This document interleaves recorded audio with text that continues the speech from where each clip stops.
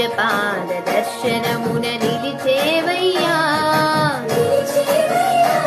నీ పాదాలే దిక్కు అని చాటెదవయ్యా అచ్యుత అవ్యయ నేత్ర దర్శనాన్ని మాకు ఇచ్చేవయ్యా మంచి మార్గమున మమ్ము నడిపేవయ్యా కోటి కోటి దండాలయ్యా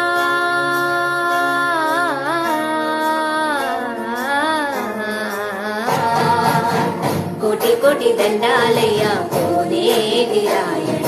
కోరుకున్న వారి కొంగు బంగారు దేవుడా వేయి నామాల వాడ వెంకటేశుడా మూడు నామాల ముద్దు శ్రీనివాసుడా